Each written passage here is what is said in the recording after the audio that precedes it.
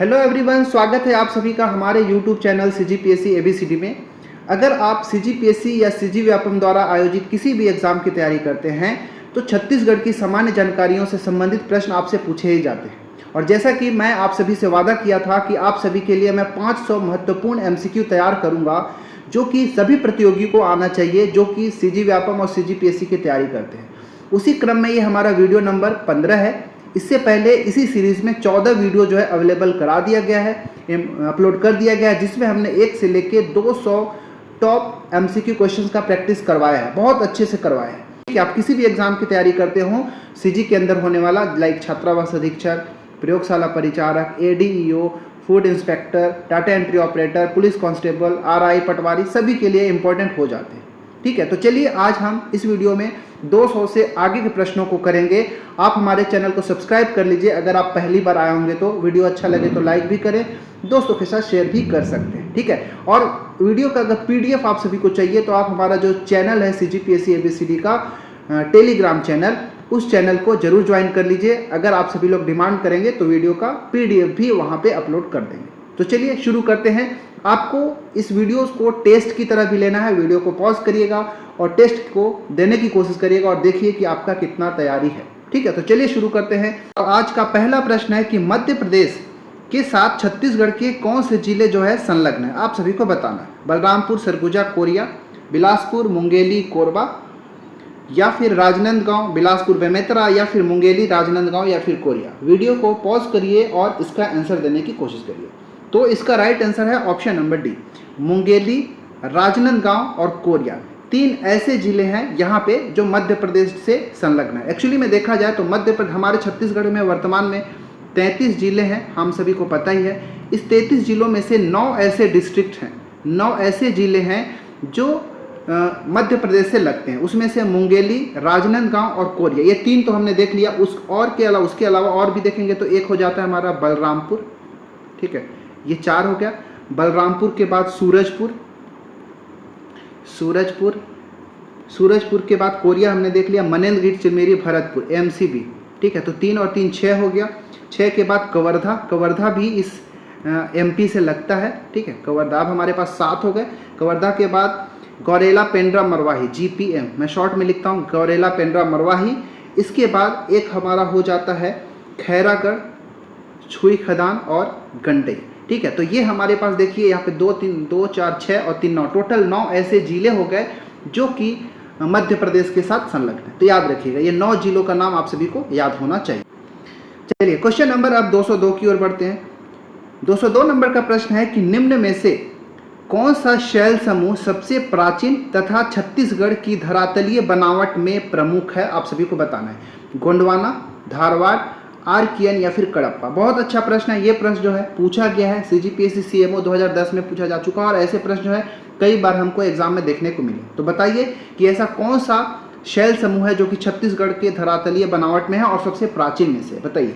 तो इसका right answer है ऑप्शन नंबर सी, आर्कियन क्रम की जो चट्टानें होती हैं वो सबसे प्राचीन होती है। ठीक है, एक्चुअली में जो आर्कियन क्रम की जो चट्टानें हैं ये आद्य महाकल्पीय शैल समूह भी इनको कहा जाता है। क्या कहा जाता है? आद्य, मैं यहाँ पे लिख देता हूँ, आद्य महाकल्पीय शैल समूह भी इन सभी को कहा जाता है। और ये भी याद रखिएगा कि एक्चुअली जो आर्कियन है, आर्कियन शब्द का मतलब होता है सबसे प्राचीन। तो यहीं से आपको याद रखना है कि आर्कियन जो है सबसे प्राचीन है। और इस जो ये समूह के जो शैल समूह होते हैं वो पृथ्वी के ठंडा, जो तप्त पृथ्वी होता है उसके ठंडा होने के फलस्वरूप इन सभी का निर्माण हुआ है और इसमें किसी भी तरह का जीवाश्म नहीं पाए जाते। ठीक है, क्या बता रहा हूँ कि इनके अंदर जो है जीवाश्म किसी भी प्रकार के नहीं पाए जाते हैं। इसका सर्वाधिक विस्तार जो है महानदी की घाटी है उसके सीमांत उच्च भूमि में देखने को मिलेगा, साथ ही साथ दंडकारण्य में भी देखने को मिलेगा। ठीक है, महानदी घाटी में भी ये देखने को मिलेगा और उसके अलावा जो बस्तर क्षेत्र का जो दंडकारण्य है, ठीक है, दंडकारण्य का जो पठार है बस्तर क्षेत्र में, वहाँ पे भी देखने को इसका विस्तार जो है मिलता है। ठीक है, तो इसका आंसर था ऑप्शन नंबर सी, बिल्कुल राइट आंसर है। चलिए क्वेश्चन नंबर 203 की ओर बढ़ते हैं। 203 नंबर का प्रश्न है आप सभी के लिए कि छत्तीसगढ़ में कोयला निम्न में से किस प्रकार की या फिर किस क्रम की चट्टानों से प्राप्त होता है, आप सभी को बताना। ये भी बहुत अच्छा प्रश्न है, कई बार यहाँ से प्रश्न बनाए जाते हैं कि गोंडवाना से प्राप्त होता है कि आर्कियन से, धारवाड़ से या फिर विंध्यन, किस क्रम की चट्टानों से कोयला जो है छत्तीसगढ़ में प्राप्त होता है। ठीक है, मैं कोयला की बात कर रहा हूँ। ठीक है, बताइए। इसका आंसर जो है ऑप्शन नंबर ए, गोंडवाना। ठीक है, गोंडवाना क्रम की जो चट्टानें होती हैं इनसे कोयला प्राप्त होता है छत्तीसगढ़ के अंदर। हालांकि सभी जगह जहाँ भी गोंडवाना क्रम की चट्टानें होगी वहाँ से कोयला अवश्य ही प्राप्त होते हैं। जो इसके बाद जाएंगे धारवाड़। धारवाड़ क्रम की जो चट्टानें हैं इन सभी से लोहा प्राप्त होता है। ठीक है, लोहा किससे? धारवाड़ क्रम की चट्टानें से। विंध्यन क्रम की जो चट्टानें हैं उनसे हीरा, सोना वगैरह प्राप्त होता है। इसके बाद आप एक याद रखिएगा, कडप्पा। ठीक है, कडप्पा क्रम की जो चट्टानें होती हैं, कडप्पा से चूना पत्थर, चूना वगैरह जो है मिलता है। ये भी कई बार से एग्जाम में पूछा गया है। और एक पूछा जाता है दक्कन ट्रैप। ठीक है, दक्कन ट्रैप जो है उससे कौन सा चट्टान प्राप्त होता है या फिर कौन सा खनिज प्राप्त होता है? तो बॉक्साइट। ठीक है, दक्कन ट्रैप से क्या होता है? बॉक्साइट पाया जाता है। इसलिए मैन पाटे वाला जो क्षेत्र है उसमें दक्कन ट्रैप की चट्टानें अधिक पाई जाती है, इसलिए उधर बॉक्साइट भी पर्याप्त मात्रा में प्राप्त होते हैं। ठीक है, तो अभी तक हमने 203 नंबर तक प्रश्न देख लिया। अब हम बढ़ते हैं 204 नंबर की प्रश्न को। ठीक है, 204 प्रश्न क्या है आप सभी के लिए? देखिए स्क्रीन के ऊपर ये लिखा हुआ है। बताइए कि निम्नलिखित में से कौन सा युग्म जो है सुमेलित नहीं है। ठीक है, जब भी एग्जाम में जाए तो ये जरूर देख लीजिएगा, लास्ट में सत्य असत्य लिखा हुआ है, सुमेलित है कि सुमेलित नहीं है, क्या लिखा हुआ है, तो इसको विशेष रूप से ध्यान दीजिएगा, कई बार से जो है गड़बड़ हो जाता है। रामगढ़ की पहाड़ी, सीता बेंगरा गुफा है क्या वहाँ पे? सामरी पाट में गौरलाटा है क्या? दल्हा पहाड़ कोरबा में है क्या? या फिर बखोना चोटी जो है कन्हार नदी के तट पर है? बताना है ये कौन सा इसमें सही नहीं है, सुमेलित नहीं है, आप सभी को बताना है। ठीक है, इसका आंसर जो है ऑप्शन नंबर सी, दल्हा पहाड़ जो है कोरबा में स्थित नहीं है। बाकी रामगढ़ की पहाड़ी में सीता बेंद्रा की गुफा है, बिल्कुल सही है। सामरी पाट में आपको गौरलटा देखने को मिलेगा और बखोनी चोटी जो है वहीं से कन्हार नदी का उद्गम होता है। दल्हा पहाड़ आपको कोरबा में ना मिलके ये आपको जांजगीर चांपा में देखने को मिलेगा। ठीक है, दल्हा पहाड़ कहाँ? जांजगीर चांपा में आप सभी को देखने को मिलेगा दल्हा पहाड़। ठीक है, चलिए 205वां प्रश्न है कि मिट्टी का पीला रंग किसकी उपस्थिति के कारण होता है? Ferrous oxide, ferric oxide, calcium oxide या फिर फेरिक टाइटेनियम, किसकी उपस्थिति के कारण मिट्टी का रंग जो है पीला हो जाता है? आपसे ये पूछा गया। इसका राइट आंसर है option number B, ferric oxide. Ferric oxide के कारण जो मिट्टी है उसका रंग कैसा हो जाएगा? पीला हो जाएगा। फेरस ऑक्साइड जो है ना, इसकी उपस्थिति के कारण जो मिट्टी है उसका रंग लाल हो जाता है और फेरिक टाइटेनियम की उपस्थिति के कारण मिट्टी का रंग काली हो जाती है। ठीक है, याद रखिएगा, ये बहुत अच्छा प्रश्न है। तो इन तीनों से ही जनरली कई बार से पूछे जाते हैं। क्वेश्चन नंबर 206 है कि बस्तर के पठारी क्षेत्र में या फिर पठार में पाई जाने वाली जो मिट्टियां हैं उनका स्थानीय नाम क्या है? पहली बात तो ये पता होना चाहिए। और जो स्थानीय नामों से जो संबंधित मिट्टियां हैं उनको उच्च भूमि से निम्न भूमि के क्रम में सजाना भी है। तो दोनों आपको एक साथ बताना है। ठीक है, क्या इसका आंसर होगा आप सभी को बताना है। तो देखिए, तो पहली बात तो जो बस्तर की पठार में जो मिट्टियां पाई जाती है ना, उनका नाम कुछ इस प्रकार होता है। एक मरहान होता है, मरहान मिट्टी पाई जाती है। मरहान के बाद एक होती है टिकरा मिट्टी। ठीक है, टिकरा। इसके बाद होता है एक माल और एक होता है, माल को ही ना कई बार से बाड़ी भी कहा जाता है। ठीक है, बाड़ी या फिर माल दोनों सेम है। और एक मिट्टी जो है उसको बोलते हैं गभार। ये 4-5 प्रकार की जो मिट्टियों का स्थानीय नाम होता है, मरहान, टिकरा, बाड़ी या माल या फिर गभार। ठीक है, ये 5 प्रकार की, ये 4 ही प्रकार की मिट्टियां जो है वहाँ पे स्थानीय रूप से पाई जाती है, उनका स्थानीय नाम ये है। अब इसी को आपको उच्च से निम्न क्रम में सुव्यवस्थित करना है। ठीक है, इसका आंसर जो है ऑप्शन नंबर डी बिल्कुल सही है। सबसे ऊपर मरहान पाया जाता है, इसलिए मैं उसी ऑर्डर में लिखा हूँ। सबसे ऊपर मरहान, फिर थोड़ा और नीचे आएंगे तो आपको मिलेगा टिकरा, और नीचे आएंगे तो माल या बाड़ी, और सबसे नीचे जो है मिलता है उसको गभार कहते हैं। तो उसी ऑर्डर में लिखा हुआ मरहान, टिकरा, माल और गभार। ठीक है, तो ये बस्तर के पठारी क्षेत्र में पाई जाने वाली मिट्टियों का स्थानीय नाम है और ये उसका उच्च भूमि से निम्न भूमि की ओर क्रम भी है। तो इसको आप एज इट इज याद रखिएगा। चलिए बढ़ते हैं क्वेश्चन नंबर 7। 207 नंबर का प्रश्न है कि शिवनाथ, पैरी और हसदो किस नदी की सहायक नदियां हैं? ठीक है, आप सभी को बताना है कि किस नदी की सहायक नदी जो है शिवनाथ, पैरी और हसदो नदी है। बताइए कहाँ पे मिलेगा, आप सभी को बताना है इसको कि इंद्रावती की सहायक नदी है, कि मांड की सहायक नदी है, या फिर महानदी की, या फिर तांदुला की, किसकी सहायक नदी है आप सभी को बताना है। इसका राइट आंसर जो है ना ऑप्शन नंबर सी। ठीक है, महानदी। ये जो शिवनाथ, पैरी और हसदो नदी हैं, ये तीनों के तीनों जो है महानदी की सहायक नदी है। आप सभी को पता होना चाहिए कि महानदी जो है इसका उद्गम कहाँ होता है, तो धमतरी के अंदर जो सिहावा पर्वत है या फिर सिहावा की पहाड़ी है, उसी से महानदी का उद्गम होता है।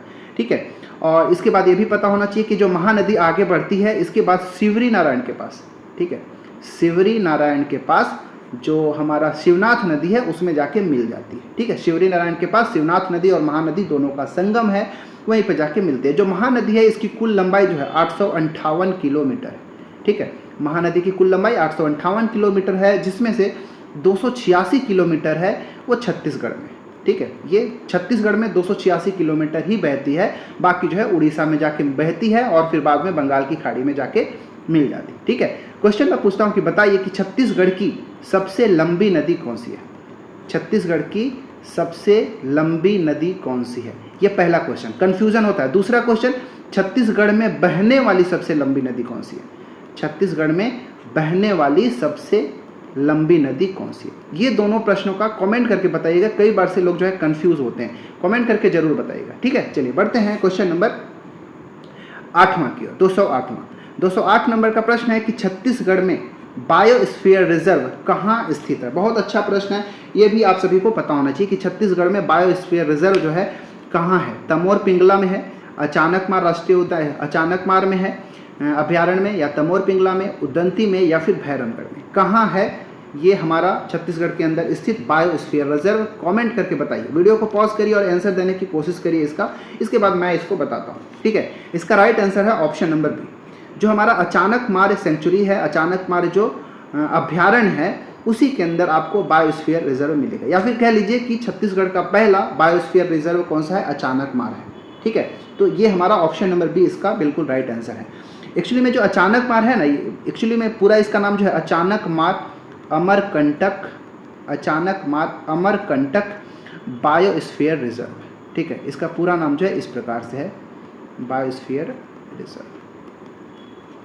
ये जो है ना, ये एक्चुअली में देखा जाए तो देश का 14वां बायोस्फीयर रिजर्व है। आप सभी को याद रखना चाहिए। अगर ये भी कई बार से पूछता है कि जो हमारा अचानकमार बायोस्फीयर रिजर्व जो है ये कौन से वन वृत्त में आता है, तो याद रखना है ये बिलासपुर वन वृत्त के अंतर्गत ये जो है आता है। और वन मंडल भी अगर पूछेगा, वन मंडल तो मुंगेली, मरवाही, बिलासपुर, ये वन मंडल आता है। और ये किन जिलों में, छत्तीसगढ़ के किन जिलों में फैला हुआ है, तो याद रखिएगा ये मुंगेली में है। मुंगेली के बाद हमारा जो बिलासपुर है, बिलासपुर के बाद एमपी का अगर देखा जाए तो डिंडोरी और अनूपपुर जिले तक ये फैला हुआ है। छत्तीसगढ़ में मुंगेली और बिलासपुर मान लीजिएगा। ये जो अमरकंटक और अचानकमार बायोस्फीयर रिजर्व है, अगर इसकी स्थापना अगर पूछ ले कभी कि इसका स्थापना कब हुआ था, तो 2005 में। ठीक है, 2005 में इसकी स्थापना हुआ था। डेट याद रखिएगा 30 मार्च 2005 में इसकी स्थापना हुई थी, याद रखिएगा। और एक्चुअली में ये जो अचानकमार अमरकंटक बायोस्फीयर रिजर्व है ना, इसको 2012 में, ये भी याद रखिएगा, बहुत अच्छा प्रश्न बता रहा हूँ, 2012 में इसको यूनेस्को के मानव जैव विविधता कार्यक्रम में सम्मिलित किया गया था। ठीक है, क्या बोल रहा हूँ, 2012 में यूनेस्को का, ठीक है, यूनेस्को का 2012 में मानव जैव, ठीक है, मानव जैव विविधता प्रोग्राम या फिर कार्यक्रम, मानव जैव विविधता कार्यक्रम में इसको 2012 में शामिल किया गया। तो ये पूरा डिटेल जो है आपको जरूर याद रखना चाहिए अचानकमार अमरकंटक बायोस्फीयर रिजर्व के बारे में। ठीक है, 209वां नंबर का प्रश्न है कि छत्तीसगढ़ के राष्ट्रीय उद्यानों को क्षेत्रफल के अनुसार घटते क्रम है। ठीक है, आप सभी को पता है कि छत्तीसगढ़ में कितने राष्ट्रीय उद्यान हैं, कितने नेशनल पार्क हैं, तो 3 नेशनल पार्क हैं। उन्हीं तीनों नेशनल पार्क को आपको उनके क्षेत्रफल के अनुसार घटते क्रम में अरेंज करना है। तो अगर उन सभी का अगर आपको क्षेत्रफल पता होगा तो इसका आंसर आप बहुत अच्छे से दे पाएंगे। तो वीडियो को पॉज करिए और इसका आंसर देने की खुद से कोशिश करिए। ठीक है, इसके बाद मैं बताता हूँ कि इसका राइट आंसर क्या होगा। तो सबसे पहले मैं बता दूँ कि जो इंद्रावती राष्ट्रीय उद्यान है, जैसे कि मैं सबका अगर मैं नाम लिख लूँ एक बार, जैसे इंद्रावती राष्ट्रीय उद्यान है, चलिए मैं इसको लिखता हूँ, गुरु घासीदास राष्ट्रीय उद्यान। गुरु घासीदास राष्ट्रीय उद्यान, इसका स्थापना की बात किया जाए तो ये 1981 में स्थापित हुआ था। ठीक है, इंद्रावती राष्ट्रीय उद्यान का स्थापना 1978 में हुआ था। ठीक है, इसके बाद जो कांगेर घाटी राष्ट्रीय उद्यान है, इसका स्थापना 1982 में हुआ था। तो अगर स्थापना के क्रम में पूछ ले तो सबसे पहले आपको इंद्रावती मारना है, फिर गुरु घासीदास मारना है, और फिर जाके कांगेर घाटी नेशनल पार्क माना। तो ये उनके स्थापना का क्रम हो गया। बात आती है कि उनका क्षेत्रफल का क्रम क्या है। तो अगर देखेंगे गुरु घासीदास नेशनल पार्क जो है, इसका जो क्षेत्रफल है, यहाँ पे मैं ऊपर लिखता हूँ इसी के ऊपर, 1441 वर्ग किलोमीटर, ठीक है, गुरु घासीदास का। इंद्रावती राष्ट्रीय उद्यान का क्षेत्रफल जो है 1258 वर्ग किलोमीटर, ठीक है। एंड जो कांगेर घाटी नेशनल पार्क है, इसका जो क्षेत्रफल है बहुत कम है, मात्र 200 वर्ग किलोमीटर है। तो यहाँ से आप देख सकते हैं कि हमारे छत्तीसगढ़ के अंदर जो 3 नेशनल पार्क है, उसमें सबसे बड़ा नेशनल पार्क जो है, सबसे बड़ा राष्ट्रीय उद्यान है, वो गुरु घासीदास नेशनल पार्क है, जो कि 1441 वर्ग किलोमीटर का है। सबसे छोटा नेशनल पार्क कौन सा है, तो कांगेर घाटी नेशनल पार्क है, जो कि मात्र 200 वर्ग किलोमीटर में फैला हुआ है, ठीक है। तो इस हिसाब से अगर देखेंगे क्षेत्रफल के अकॉर्डिंग, तो सबसे अधिक क्षेत्रफल गुरु घासीदास का, फिर इंद्रावती का, इसके बाद कांगेर घाटी नेशनल पार्क का। तो ऑप्शन नंबर जो बी है हमारा बिल्कुल राइट आंसर हो जाएगा, ठीक है। अच्छा, ये गुरु घासीदास नेशनल पार्क ये कहाँ देखने को मिलेगा, तो गुरु घासीदास नेशनल पार्क आपको कोरिया और सूरजपुर जिला में मिलेगा, कोरिया प्लस सूरजपुर जिला के अंदर देखने को मिलेगा। इंद्रावती राष्ट्रीय उद्यान आपको बीजापुर के अंदर देखेंगे, मैं शॉर्ट में लिख रहा हूँ तो आप समझ जाइएगा, इंद्रावती कहाँ, बीजापुर के अंदर। और जो कांगेर घाटी नेशनल पार्क है, ये आपको बस्तर के अंदर देखने को मिलेगा, ठीक है। तो ये पूरा डिटेल आपको याद होना चाहिए, क्योंकि एग्जाम में कई बार से ये सब ऐसे ही प्रश्न पूछे जाते हैं। तो मैंने यहाँ पे तीनों राष्ट्रीय उद्यान के बारे में पूरा डिटेल बता दिया कि स्थापना कब हुआ था, क्षेत्रफल कितना है, बड़ा कौन सा है, छोटा कौन सा है, और कौन कौन से जिले में स्थित है। तो ये पूरा डिटेल को आपको याद रखना, ठीक है। अब क्वेश्चन मैं आपसे एक पूछ लेता हूँ, बताइए कि छत्तीसगढ़ में कुल कितने वन्य जीव अभ्यारण्य है, ठीक है, कितने वाइल्ड लाइफ सेंचुरी है, मतलब शॉर्ट में लिखता हूँ वन्य जीव अभ्यारण्य। कमेंट करके बताना है कि कितने हैं, और सबसे बड़ा कौन सा है और सबसे छोटा कौन सा है, ठीक है, सबसे बड़ा और सबसे छोटा दोनों, ये सभी को आपको कमेंट करके बताना है। चलिए पढ़ते हैं क्वेश्चन नंबर 210वां की ओर। 210 नंबर का प्रश्न है आप सभी के लिए कि निम्नांकित में से वर्ष 2011 की जनगणना के अनुसार जिलों का कौन सा समूह लिंगानुपात के घटते क्रम में सही है। यह भी अच्छा प्रश्न है, क्योंकि आपको हर एक एग्जाम सीजी के अंदर आयोजित जितने भी एग्जाम्स होते हैं, कहीं ना कहीं हर एक एग्जाम में 2011 की जनगणना के अनुसार प्रश्न जो है पूछे ही जाते हैं। तो एग्जाम में जाने से पहले एक बार आप जनगणना को जरूर देख के जाइएगा। तो यहाँ पे पूछा है कि जिलों का जो भी यहाँ पे जिले दिया है उसका लिंगानुपात में, लिंगानुपात का घटते क्रम में पूछा गया है कि कितना है। उसी को अगर आपको पता होगा कि किस जिले का लिंगानुपात कितना है, तो आप इसका आंसर बखूबी दे पाएंगे, राइट। तो अगर 27 जिलों के अनुसार देखा जाए, ठीक है, 27 जिलों के अनुसार देखा जाए, तो मैं बता दूं यहाँ पे कि सबसे अधिक लिंगानुपात, ठीक है, सबसे अधिक लिंगानुपात किसका है, कोंडागांव का, ठीक है। 27 जिलों के अकॉर्डिंग सबसे अधिक जो लिंगानुपात है किसका है, कोंडागांव का है, 1033 है, ठीक है। इसके बाद दूसरे नंबर पे आता है दंतेवाड़ा, ठीक है, दंतेवाड़ा का लिंगानुपात है 1023, उससे 10 कम। और इसके बाद राजनांदगांव, ठीक है। यहाँ पे हमारे पास जो ऑप्शन दिया है उसी के अकॉर्डिंग मैं बता रहा हूँ, पहले कोंडागांव, दंतेवाड़ा और राजनांदगांव, ये सभी ऑप्शन में वही है, इसलिए मैं इन तीनों को बता रहा हूँ। कोंडागांव में 1033, दंतेवाड़ा में 1023 और इसके बाद राजनांदगांव में 1015। तो अब यहाँ पे देख लेंगे कि घटते क्रम में कौन सा इसका बिल्कुल सही आंसर हो जाएगा। सबसे अधिक कोंडागांव, फिर दंतेवाड़ा, फिर राजनांदगांव। तो ये हमारा ऑप्शन नंबर सी इसका बिल्कुल राइट आंसर हो जाएगा, ठीक है। तो याद रखिएगा ऐसे प्रश्न भी आपसे पूछे जाते हैं। एक प्रश्न आपसे पूछता हूँ कि बताइएगा कि 2011 की जनगणना के अनुसार, ठीक है, जनगणना 2011 के अनुसार, वर्ष 2011 के अनुसार मैं बता रहा हूँ, पूछ रहा हूँ कि जो 18 जिलों, क्योंकि 2011 में जब जनगणना हुआ था तो उस समय 18 जिलों के अनुसार ही देखा जा रहा था। तो 18 जिलों के अनुसार बताइए कि सबसे कम लिंगानुपात किसका था, ठीक है, सबसे कम सेक्स रेशियो किसका था, सबसे कम लिंगानुपात किस जिले का था। आप सभी लोग कमेंट करके बताइएगा, ठीक है। ये बहुत अच्छा प्रश्न है और पूछा भी गया, सीजीपीएससी एपी 2020 में पूछा जा चुका था। चलिए बढ़ते हैं क्वेश्चन नंबर 211 की ओर। 211 नंबर का प्रश्न है आप सभी के लिए स्क्रीन के ऊपर कि राजिम का प्रसिद्ध पंचकोशी यात्रा केंद्र बिंदु किस मंदिर को माना जाता है, ठीक है। ये भी एक बहुत ही शानदार प्रश्न है और यहाँ से प्रश्न बनता है। देखिए आप सभी को पता होना चाहिए कि राजिम में पंचकोशी यात्रा का आयोजन किया जाता है प्रतिवर्ष, ठीक है। अब यहाँ पे जो राजिम में एक मंदिर है, ठीक है, राजिम में एक मंदिर है, उसी मंदिर को केंद्र बिंदु माना जाता है। और एक्चुअली में क्या है ना कि ये जो वास्तव में महानदी के तट पर स्थापित 5 शिवलिंग है, ठीक है, जो महानदी है उसी के किनारे पे स्थापित 5 ऐसे शिवलिंग है जिसको परिक्रमा के रूप में किया जाता है और जिसका यात्रा किया जाता है, और उसी को पंच कोशी यात्रा के नाम से भी जाना जाता है। वो पंच कोशी यात्रा कौन कौन सा है, वो पांचों का मैं नाम भी अभी बताऊंगा, लेकिन उन सभी पंच कोशी यात्रा के लिए एक केंद्र बिंदु के रूप में कुलेश्वर महादेव मंदिर को माना जाता है, जो कि राजिम के अंदर है। ठीक है, तो याद रखिएगा कि राजिम में जो कि प्रसिद्ध पंचकोशी यात्रा है, उसका जो मुख्य केंद्र बिंदु कुलेश्वर महादेव मंदिर राजिम का होता है। अब बाकी 5 पंचकोशी यात्रा के लिए कौन कौन से और स्थल है उसका मैं नाम बताता हूं। तो सबसे पहला जो स्थल मिलेगा पटेवा के अंदर मिलेगा। कहाँ मिलेगा? पटेवा के अंदर। और वहां पे, और ये पटेवा है कहाँ? तो महासमुंद के अंदर है। ठीक है, महासमुंद के अंदर है पटेवा। और वहां पे जो शिवलिंग है उसका नाम है पटेश्वर नाथ। ठीक है, क्या नाम है? पटेश्वर नाथ। ये पटेवा के अंदर महासमुंद में स्थित है, वहां पे है, और पटेश्वर नाथ का एक शिवलिंग है। दूसरा नंबर है चंपारण। ठीक है, चंपारण। चंपारण आपको जो है रायपुर जिले के अंदर मिलेगा। मैं शॉर्ट में यहाँ लिखता हूँ, चंपारण कहाँ मिलेगा? रायपुर जिले के अंदर। और यहाँ पे आपको शिवलिंग मिलेगा, उसको कहा जाता है चंपकेश्वर नाथ। चंपकेश्वर नाथ, राइट। तीसरे नंबर पे हम चलेंगे तो है बम्हनी में। ठीक है, बम्हनी। बम्हनी भी आपको महासमुंद के अंदर मिलेगा, महासमुंद के अंदर ही मिलेगा। और वहाँ पे ब्रह्मणेश्वर नाथ का मंदिर है, ब्रह्मणेश्वर। ठीक है, ब्रह्मणेश्वर नाथ। ये सभी के सभी शिवलिंग है और उन्हीं को स्थान के नाम पर ही रख दिया गया है। चौथे नंबर पे जाएंगे तो फिंगेश्वर। फिंगेश्वर, और फिंगेश्वर आपको कहाँ मिलेगा? तो ये गरियाबंद के अंदर मिलेगा। फिंगेश्वर आपको गरियाबंद के अंदर मिलेगा। और यहाँ पे जो शिवलिंग है उनका नाम है फणेश्वर नाथ। फणेश्वर नाथ। और पांचवा आखिरी जो है वो है कोपरा में। ठीक है, कोपरा का शिव मंदिर, शिवलिंग का।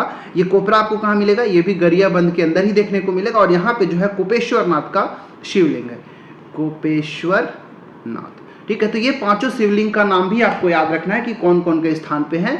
और इनका मुख्य बिंदु जो है, मुख्य सेंटर पॉइंट जो है कुलेश्वर महादेव का मंदिर माना जाता है, जो कि राजिम के अंदर है। तो ये बहुत अच्छा प्रश्न था, इसको भी आप बताइएगा। एक आसान सा प्रश्न पूछता हूं कि बताइए महाप्रभु जो वल्लभाचार्य हैं उनकी जन्म स्थली कहाँ है? कमेंट करके आप लोग बताइएगा, राइट। चलिए बढ़ते हैं क्वेश्चन नंबर 212। 212 नंबर का प्रश्न है, आपके स्क्रीन पे वीडियो को पॉज करिए और आंसर देने की कोशिश करिए। तो प्रश्न है कि छत्तीसगढ़ राज्य निर्माण के लिए किस तिथि को लोकसभा में विधेयक प्रस्तुत किया गया था? ये भी बहुत अच्छा प्रश्न है। ठीक है, बहुत अच्छा प्रश्न है, बहुत इंपॉर्टेंट प्रश्न है। बताइए कि छत्तीसगढ़ निर्माण जो हो रहा था, निर्माण जब होना था, उसके लिए जो लोकसभा में विधेयक को कब प्रस्तुत किया गया था? ठीक है, ये बहुत अच्छा है, बहुत शानदार प्रश्न है। देखिए, आप सभी को ये पता होना चाहिए कि इसका क्या आंसर होना चाहिए, क्योंकि ये बहुत बेसिक प्रश्न और सबको इसका आंसर आना चाहिए। तो इसका सही आंसर जो है ना, ऑप्शन नंबर बी, 25 जुलाई 2000। ठीक है, 25 जुलाई, मैं सारा डिटेल अभी बताऊंगा। 25 जुलाई 2000 को जो छत्तीसगढ़ राज्य निर्माण के लिए जो लोकसभा में विधेयक को प्रस्तुत किया गया था। ठीक है, देखिए एक्चुअली में अगर ये भी पूछा जाता है ना कि छत्तीसगढ़ निर्माण के लिए कौन सा विधेयक था, तो उस विधेयक का नाम था मध्य प्रदेश गठन। ठीक है, क्या नाम था उसका? मध्य प्रदेश गठन अधिनियम। ठीक है, आप उसको लिख भी लीजिएगा अच्छे से, क्योंकि एग्जाम में कई बार से पूछा जाता है। ठीक है, तो उस अधिनियम का नाम भी आप एक बार लिखिए, मैं शॉर्ट में लिख देता हूँ, मध्य प्रदेश पुनर्गठन विधेयक अधिनियम। ठीक है, मध्य प्रदेश पुनर्गठन विधेयक 2000। ठीक है, याद रखिएगा, मध्य प्रदेश पुनर्गठन विधेयक 2000। ये जो विधेयक था उसको लोकसभा में कब प्रस्तुत किया गया था? तो 25 जुलाई 2000 को प्रस्तुत किया गया था। प्रस्तुत करने के बाद इसका अगर देखा जाए तो अगर पूछेगा कि इसको पारित कब किया गया, ठीक है, तो पारित करने का जो डेट था याद रखिएगा, प्रस्तुत तो किया गया 25 जुलाई 2000 को इस विधेयक को, लेकिन अगर पूछ लिया जाएगा कि पारित कब किया गया था, तो इस विधेयक को पारित किया गया था 31 जुलाई, 6 दिन बाद। ठीक है, 25 को, उसके बाद 6 दिन बाद 31 जुलाई सन 2000 को इस विधेयक को पारित कर दिया गया था। ठीक है, मध्य प्रदेश पुनर्गठन विधेयक 2000 जो है उसको लोकसभा में पारित कर दिया गया था। जब लोकसभा में पारित हो जाएगा तो अब राज्यसभा में प्रस्तुत किया जाएगा। ठीक है, तो राज्यसभा में कब प्रस्तुत किया गया था, ये भी आपसे डेट कई बार से पूछा जाता है। तो राज्यसभा में प्रस्तुत किया गया था 3 अगस्त 2000 को। तो ये वाला जो ऑप्शन नंबर सी है, उस दिन क्या किया गया था? राज्यसभा में उस विधेयक को प्रस्तुत किया गया था। अब राज्यसभा में प्रस्तुत कर लिए तो अब उसको पारित कब किया जाएगा? भाई अब राज्यसभा में भी पारित होगा, तो राज्यसभा में पारित हुआ था 9 अगस्त। ठीक है, 9 अगस्त 2000 को। ठीक है, तो ये बहुत आसान है याद करना, बस ये याद रखिए कि 25 जुलाई 2000 को लोकसभा में प्रस्तुत हुआ और उसके 6 दिन बाद 31 जुलाई 2000 को पारित हो गया। फिर इसके बाद 3 अगस्त को क्या हुआ, राज्यसभा में प्रस्तुत हुआ और उसके 6 दिन बाद 9 अगस्त को राज्यसभा में भी वो क्या हो गया, पारित हो गया। तो इस तरह से सभी डेट आपको याद हो जाना चाहिए, ठीक है। तो अगर ये हाँ याद रखिएगा। अच्छा, उस समय अगर ये भी पूछ लिया जाएगा कि मध्य प्रदेश के मुख्यमंत्री कौन थे, तो मध्य प्रदेश के मुख्यमंत्री जो थे दिग्विजय सिंह थे। छत्तीसगढ़ के प्रथम राज्यपाल दिनेश नंदन सहाय याद रखिएगा। छत्तीसगढ़ के प्रथम मुख्यमंत्री तो श्री अजीत जोगी याद रखिएगा। अच्छा, जो भारत के जो राष्ट्रपति कौन थे, तो KR नारायण, ठीक है। ये भी पूछा जाता है, सभी कुछ याद रखना है दोस्तों आप सभी को, क्योंकि ये बहुत आसान प्रश्न है और अच्छे प्रश्न है, ठीक है। तो उस समय जो छत्तीसगढ़ का जब निर्माण हुआ था तो उस समय राष्ट्रपति कौन थे, तो KR नारायण थे। भारत के प्रधानमंत्री कौन थे, तो अटल बिहारी वाजपेयी थे, ठीक है। अटल बिहारी वाजपेयी जी थे, अटल बिहारी वाजपेयी जी थे भारत के प्रधानमंत्री। गृह मंत्री भी आप याद रख सकते हैं, तो श्री लाल कृष्ण आडवाणी जी थे, ठीक है। और मध्य प्रदेश के राज्यपाल उस समय थे श्री भाई महावीर। ये भी कई बार से पूछ सकता है, ठीक है, जो पूछ लेगा कि उस समय जब छत्तीसगढ़ का जब गठन हुआ था तो जो मध्य प्रदेश है उसके राज्यपाल कौन थे, ठीक है। मध्य प्रदेश के राज्यपाल कौन थे, तो याद रखिएगा श्री भाई महावीर, श्री भाई महावीर ये थे। तो ये पूरा का पूरा डिटेल आप सभी को पता होना चाहिए, ठीक है। चलिए बढ़ते हैं प्रश्न क्रमांक 213 की ओर। 213 नंबर का प्रश्न है स्क्रीन के ऊपर आप सभी के लिए कि निम्नलिखित में से, ठीक है, निम्नलिखित में से कौन सी जोड़ी छत्तीसगढ़ में मराठा शासन काल में दिया गया भूमि दान और उसका अर्थ सुमेलित नहीं है, ठीक है। सुमेलित नहीं है आपसे ये पूछा गया है, ठीक है। चलिए बढ़ते हैं और देखिए कि इसका सही आंसर क्या होगा। अब वीडियो को पॉज करिए और इसका आंसर देने की कोशिश करिए, ठीक है, ठीक है। तो यह मोकासा क्या था, ब्राह्मणों को दान में दिया गया गांव। धर्मदाय, धर्म के नाम पर दान में दिया गया गांव। देवस्थान, मंदिर के नाम पर दान में दिया गया गांव। या फिर नामनुक, कमविसदार के दान में दिया गया गांव। इसमें से कौन सा सुमेलित नहीं है आप सभी को बताना है। तो ऑप्शन नंबर जो डी है ना, नामनुक, ये कमविसदार के दान में दिया गया गांव ये नहीं था, ठीक है, ये सुमेलित नहीं है। एक्चुअली में ये नामनुक था क्या, तो नामनुक का संबंध कमाविसदार का जो दिया गया जो गांव होता है कमाविसदार के द्वारा, उससे संबंध बिल्कुल भी नहीं रखता है। अच्छा, ये कमाविसदार क्या होते हैं, कमाविसदार, तो ये भी आपको याद रखना है कि परगने के प्रशासन का सबसे प्रमुख होता था, ठीक है, ये याद रखिएगा। कमाविसदार क्या होता था, तो किसी भी परगने, मराठा शासन के समय परगने का प्रशासन का प्रमुख होता था, ठीक है, परगने के प्रशासन का प्रमुख होता था कौन, कमाविसदार, याद रखिएगा, ठीक है। अच्छा, एक चीज़ और याद रखिएगा, ये भी कई बार से पूछा जाता है कि जो मराठा शासन था, ठीक है, मराठा शासन में जितनी भी भूमि होती थी ना, उसको दो तरीकों में, दो तरह के क्षेत्रों में बांट लिया जाता था, ठीक है, दो तरह के क्षेत्रों में बांटा जाता था। एक होता था खालसा क्षेत्र, ठीक है, पहला होता था खालसा क्षेत्र और दूसरा होता था जमींदारी क्षेत्र, ठीक है। क्या होता था, जमींदारी। खालसा में क्या होते थे, खालसा क्षेत्र में ऐसे भूमि आते थे या फिर ऐसे क्षेत्र आते थे जिसमें मराठा शासन का प्रत्यक्ष नियंत्रण होता था, ठीक है, जिसमें मराठा शासन का प्रत्यक्ष नियंत्रण होता था, उसको खालसा क्षेत्र के नाम से जाना जाता है। और जिसमें जो मराठा शासक होते थे जमींदारों के माध्यम से जिस क्षेत्र पे वो अधिकार करके रखते थे, जिन पे उनका नियंत्रण होता था जमींदारों के माध्यम से, उनको जमींदारी क्षेत्र के अंतर्गत रखा जाता था। तो इसके लिए जमींदार नियुक्त किए जाते थे, ठीक है। तो ये भी कई बार से पूछा जाता है, ठीक है। अच्छा, मराठा शासन के समय गांव का प्रमुख कौन होता था, कमेंट करके बताइएगा। आसान प्रश्न पूछ रहा हूँ, मराठा शासन के समय गांव का प्रमुख कौन होता था, आप लोग कमेंट करके बताइएगा, राइट। चलिए बढ़ते हैं वो क्वेश्चन नंबर 214 की ओर। कि मध्य प्रांत की विधान परिषद में 1924 से 1926 तक छत्तीसगढ़ से निर्वाचित स्वराज दल के सदस्य निम्न में से कौन नहीं थे। आप सभी को पता होना चाहिए था कि जब स्वराज दल का नियुक्ति हुआ था, जब निर्वाचन हुआ था, तो 1924 से 1926 तक छत्तीसगढ़ से भी, या फिर कह लीजिए कि उस समय जो अविभाजित मध्य प्रदेश था, मध्य प्रांत के नाम से हम जानते थे, उनमें से भी कई सारे जो सदस्य निर्वाचित हुए थे, उसमें से कौन नहीं थे आपसे पूछा गया है। तो इसका राइट आंसर है option number D, Ram Gopal Tiwari ji जो थे वह स्वराज दल के निर्वाचित सदस्य नहीं थे। ई राघवेंद्र राव थे, बिल्कुल सही है। पंडित रविशंकर शुक्ल जी भी थे, घनश्याम सिंह गुप्त जी भी थे। एक और याद रखना है नाम, उनका नाम है बैरिस्टर छेदीलाल, ठीक है, बैरिस्टर छेदीलाल। तो ये चार लोग जो थे स्वराज दल के निर्वाचित सदस्यों में शामिल थे। ठीक है, याद रखिएगा। अच्छा, एक चीज़ आप ये भी याद रखिएगा, जो कि कई बार से पूछा जाता है क्वेश्चन, ये मैं चलिए मैं ही आपसे पूछता हूँ, कमेंट करके आप लोग बताइएगा। क्या बताइएगा कि बताइए कि एक जो एग्जाम में पूछा जा चुका है 1923 की घटना है, 1923 में आप सभी को पता है कि झंडा सत्याग्रह हुआ था। ठीक है, 1923 में झंडा सत्याग्रह का आयोजन किया गया था। ठीक है, 1923 में छत्तीसगढ़ में। आपसे पूछा जाएगा ये कि इसका प्रारंभ कब हुआ था, 1923 में इसका प्रारंभ कहाँ से हुआ था झंडा सत्याग्रह का। ठीक है, ये बहुत आसान प्रश्न पूछ रहा हूँ, अगर आप तैयारी कर रहे होंगे सीरियसली तो इसका आंसर आपको पता होना चाहिए।